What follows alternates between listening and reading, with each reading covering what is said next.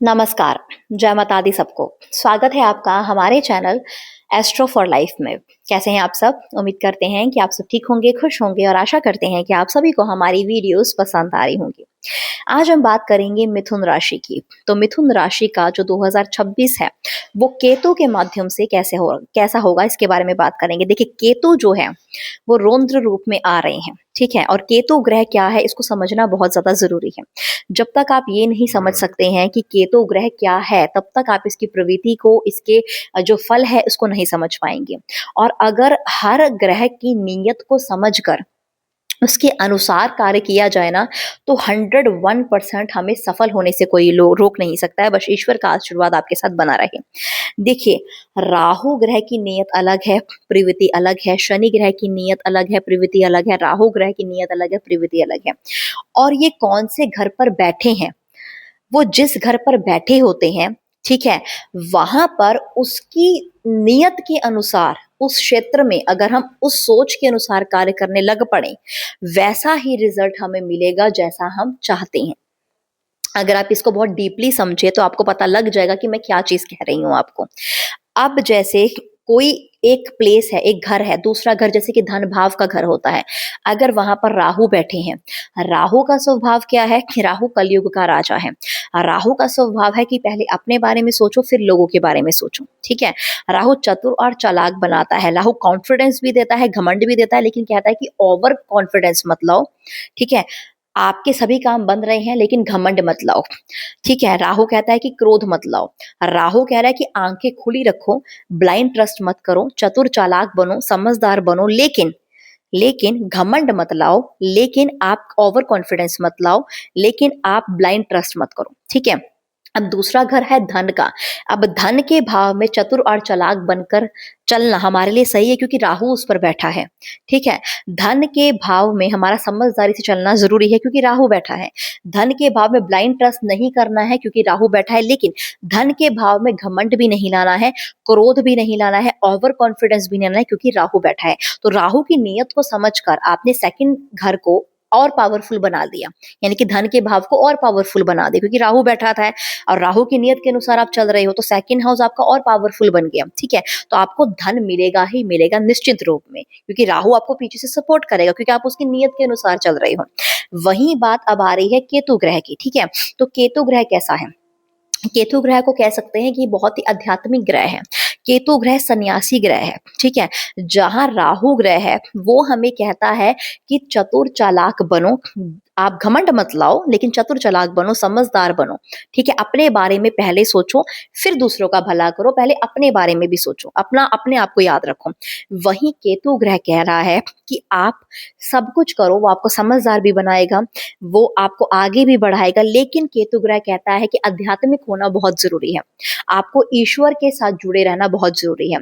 जहां आप आगे बढ़ रहे हो काम में, आगे बढ़ रहे हो काम में, आगे बढ़ रहे हो काम में, लेकिन वहां आप ईश्वर को छोड़ रहे हो, जहां भक्ति भावना को काम के चक्कर में त्याग रहे हो, जहां आप ऐशो आराम के पीछे इतना लग गए हो, जहां भोग विलास के पीछे इतना पड़ गए हो कि आप ईश्वर को भूल चुके हो, आप प्रार्थना पूजा पाठ करना भूल चुके हो, आप कर्म अच्छे करना भूल चुके हो, वहां पर केतु आपको बुरे रिजल्ट देगा, क्योंकि वो एक सन्यासी ग्रह है। वो आपको आध्यात्मिक बनाकर ही छोड़ेगा, और आध्यात्मिक अगर आप नहीं बनते हो उसके कहे अनुसार, तो वो आपको बुरे रिजल्ट देने के लिए बांधित हो जाएगा, तो वो मजबूरी में आपको बुरे रिजल्ट देगा।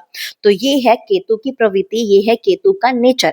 केतु, लोग समझते हैं कि केतु है ना बहुत बाधाएं लेकर आता है, केतु रुकावटें बहुत लेकर आता है, लेकिन केतु रुकावट नहीं लेकर आता है। केतु बहुत ही इमोशन से भरा हुआ भी है।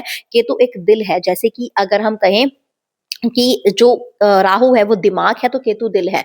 तो बहुत ही वो आगे का सोच कर चलता है, वो रुकावटें तो लाता है कि उसको दिख रहा है कि आगे मुश्किल है, तो वो उस जगह आपको रोक लगा देता है, और एक नई प्रवृत्ति आपके अंदर आती है, नई सोच आपके अंदर आती है, और उस सोच से अगर आप आगे बढ़ते हो, ठीक है, तो आपको काम में, मेहनत में आपको रिजल्ट दिखता है। अब केतु मिथुन राशि में कहाँ बैठे हैं? केतु जो है वो थर्ड हाउस में बैठे। थर्ड हाउस को समझना जरूरी है। थर्ड हाउस जो है वो बुद्धि का भी घर है, वो मेहनत का भी घर है, ठीक है? वो आपको आध्यात्मिक तरीके से जोड़ेगा, क्योंकि इसमें बैठे हुए हैं केतु। अब थर्ड हाउस है तो आपको कर्म भी अच्छा रखना, क्योंकि कर्म का घर है। थर्ड हाउस मेहनत का भी है, तो आपको मेहनत भी अच्छी खासी करनी पड़ेगी। ठीक है। अब अगर आपको बार बार बाधाएं आ रही है, ठीक है, बार बार बाधा आ रही है, बार बार मुश्किलें आ रही है, तो आपको रुकना नहीं है इसमें। अब केतु कहता है कि मुश्किलें भी आएंगी, रुकावटें भी आएंगी, लेकिन जहां तुम आगे बढ़ते बढ़ते पीछे को हो जाओगे, वहां तुम्हारा काम नहीं बनेगा। आपको नियंत्रित रूप से चलना ही पड़ेगा। और आप नियंत्रण रूप से चल रहे हो, अच्छे कर्म करके चल रहे हो, ईश्वर को याद करके चल रहे हो, कोई लालच से नहीं चल रहे हो, क्योंकि इस घर में बैठा है राहु, तो वो तुम्हें रिजल्ट देगा ही देगा। इन एंड आपको सफलता निश्चित रूप से मिलेगी ही मिलेगी। तो ये है जो केतु का नेचर है, और आपको ये करना पड़ेगा। जहां आप पहले थोड़ा भोग विलास में लगे हुए थे, ठीक है, जहां आप पहले थोड़ा मतलब बाहर की प्रवृत्ति में ज्यादा थे, जहां आप पहले लग्जरी की तरफ दौड़ रहे थे, वहां अब थर्ड हाउस में जब केतु बैठेंगे ना, तो वो आपको आपके लक्ष्य से पहुंचाने की मतलब तैयारी करेंगे। आप अपने लक्ष्य की तरफ ध्यान रखेंगे। आप सोचेंगे कि मैं क्या हूं, मैं क्या कर रहा हूं, मैं किस रास्ते पे आगे चल रहा हूं, आप सोचने लग पड़ेंगे। आप थोड़ा पूजा पाठ पर भी ध्यान देंगे, क्योंकि ये दिलवाएंगे ध्यान। आप ईश्वर की प्रार्थना भी करेंगे, ठीक है, और ये करनी जरूरी होगी आपके लिए। अगर आप ये चीज करते हो, अपने रास्ते पे चल रहे हो, आप ईश्वर को याद रख रहे हो, ठीक है, आपकी प्रवृत्ति अच्छी है, आपकी सोच अच्छी है, रुकावटें आ रही हैं, लेकिन तब भी आप ईश्वर को नहीं भूल रहे हो, तब भी आप आध्यात्मिक हो, तो राहु जो केतु है वो आपको सपोर्ट करेगा ही करेगा, तो आपको रिजल्ट देगा ही देगा। अब इसके जो प्रभाव यानी कि दृष्टियां हैं वो कहाँ कहाँ पर है। केतु की दृष्टि है 7th हाउस में भी, केतु की दृष्टि है 11th हाउस में भी। ठीक है। तो जो 7th हाउस होता है वो पार्टनरशिप का भी होता है, 7th हाउस धन का भी होता है। तो धन के मार्ग में आपको आगे ये जरूर बढ़ाएगा, आपके रास्ते भी खोलेगा धन को आगे बढ़ाने के। जिसका बिजनेस है, बिजनेस में भी आपको आगे बढ़ाएगा। ठीक है, आपको बस नियंत्रित रूप से मेहनत करनी ही पड़ेगी। आपको आलस नहीं लाना है, आपको मेहनत करनी ही पड़ेगी निरंतर। केतु का मतलब है निरंतरता, यानी कि आपको करना ही पड़ेगा और रास्ते पर चलना ही पड़ेगा। जहां पर आप उस रास्ते को छोड़कर पीछे को आ गए, वहां केतु रिजल्ट नहीं देगा आपको। आपके रास्ते में बाधाएं आए, रुकावटें आए, आपको आध्यात्मिक होना ही पड़ेगा, आपको निरंतर चलना ही पड़ेगा। और जब वो देखेगा कि बार बार आप निरंतर चल रहे हो, बार बार आप हार नहीं मान रहे हो, आप बार बार ईश्वर को नहीं भूल रहे हो, तो वो आपको रिजल्ट देगा ही देगा, क्योंकि वो बांधित हो जाएगा कि हाँ, इसने मेरे नेचर अनुसार काम किया है। रुकावटें भी आई हैं, बाधाएं भी आई हैं, लेकिन इसने मेरे नेचर अनुसार काम किया है, क्योंकि इसकी दृष्टि 7th हाउस में है, आपके बिजनेस के लिए, आपके कार्य क्षेत्र के लिए, आपके धन के लिए है। और निरंतर बाधाएं आने के बावजूद भी इसने ईश्वर का साथ नहीं छोड़ा, इसने आध्यात्मिकता नहीं छोड़ी है, ये आगे बढ़ता रहा है, तो ये आपको रिजल्ट देगा ही देगा। तो इसका आपको रिजल्ट मिलेगा। हाँ, पार्टनरशिप को लेकर थोड़ी मिसअंडरस्टैंडिंग हो सकती है, पार्टनरशिप में थोड़ी बहुत बहसबाजी आपकी हो सकती है, लेकिन वहां पर भी अगर आप विनम्र रहें, क्योंकि विनम्रता भी सिखाता है, तो अगर वहां पर आप विनम्र रहते हैं, वहां पर आप इमोशन दिखाते हैं, वहां पर आप देखभाल करते हैं, वहां पर आप अंडरस्टैंडिंग है, तो वहां पर भी केतु आपको सपोर्ट दिखने लग पड़ेगा। निरंतरता है केतु, तो निरंतर रूप से अगर आप कोशिश करते रहोगे रिश्तों को बचाने की, तो एक टाइम ऐसा आएगा जहाँ पे केतु आपको रिजल्ट दे ही देगा, क्योंकि आप उसके नेचर अनुसार चल पड़े हो। अब इसकी दृष्टि 11वें हाउस में भी है। 11वां हाउस लग्जरी का भी होता है, 11वां हाउस डिजायर का भी होता है, मनोकामना पूर्ति का भी होता है। तो केतु आपकी मनोकामना जरूर पूरी करेगा, जो बहुत टाइम से चल रही थी ना, वो मनोकामना पूरी करेगा। यानी कि आप बहुत टाइम से जो सोच रहे थे कि जो मेरी मनोकामना पूरी हो जाए, पूरी हो जाए, अब क्योंकि निरंतरता है, ठीक है, आप निरंतर रूप से उस मनोकामना के बारे में सोच रहे थे कि मेरी ये पूरी हो जाए, हो जाए, आपने कोशिश भी की, आपने मेहनत भी की है, अब वहां आपको केतु रिजल्ट देगा। अब वहां वो आपको अच्छा फल देगा, क्योंकि आपने निरंतर रूप से उस पर चले हो, आपने निरंतर रूप में मेहनत की, आपने निरंतर रूप से एक ही सपना देखा है कि मेरा वो सपना पूरा हो जाए, मेरा वो डिजायर पूरा हो जाए, तो वहां पर आपका डिजायर पूरा होता हुआ नजर जरूर आएगा। तो अब ये केतु का जो रौद्र रूप है, ये कब सामने आएगा? ये तब सामने आएगा अगर आप केतु के अनुसार नहीं चल रहे हो। अगर आप केतु के अनुसार, उसकी नियत के अनुसार नहीं चल रहे हो, तो ये अपना रौद्र रूप दिखाएगा। अब उसकी नियत के अनुसार ना चलना क्या होता है? उसकी नियत के अनुसार ना चलना मतलब कि अगर आप भोग विलास में बहुत ही ज्यादा पड़ गए हो, अगर आप ईश्वर को पूरे तरीके से भूल चुके हो, क्योंकि ये आध्यात्मिक ग्रह है, ये एक ऐसा ग्रह है जो सिखाता है कि ईश्वर से जुड़े रहो।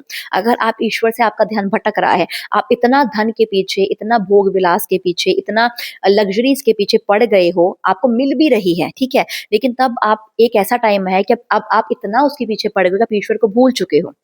आप आध्यात्मिक होना भूल चुके हो, आप कर्म अच्छा करना भूल चुके हो, तो ये अपना रौद्र रूप दिखाएगा और रौद्र रूप ऐसा होगा कि आप में आपको जो-जो चीज़ें मिली हैं, एकदम से वो ऐसी शक्ति रखता है वो ग्रह कि एकदम से वो चीज़ें आपसे छिन जाएँगी। एकदम से वो चीज़ों में आपको घाटा मिलना शुरू हो जाएगा, एकदम से उन चीज़ों में आपको धोखा मिलना शुरू हो जाएगा। तो इसकी नीयत के अनुसार चलना बहुत ज़रूरी है।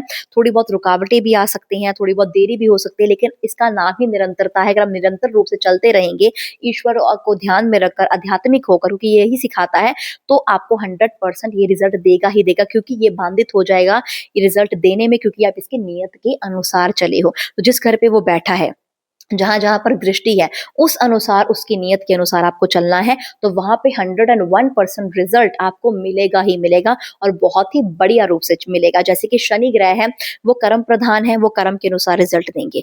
राहु है, वो चतुर और चालाक बनाते हैं, वो समझदार भी बनाते हैं, ठीक है? और वो सिखाते हैं ब्लाइंड ट्रस्ट नहीं करना, उसके अनुसार चलोगे वैसा रिज़ल्ट आपको अच्छा मिलेगा।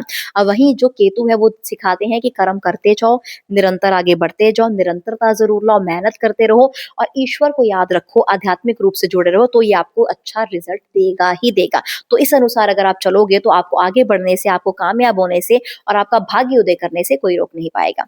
इसी के साथ इस वीडियो को यहीं पे समाप्त करते हैं। उम्मीद करते हैं आपको हमारी वीडियो अच्छी लगी होगी। अगर आपको हमारी वीडियो अच्छी लगी तो इसे लाइक करें, कमेंट करें, हमारे चैनल को सब्सक्राइब करें। शुक्रिया।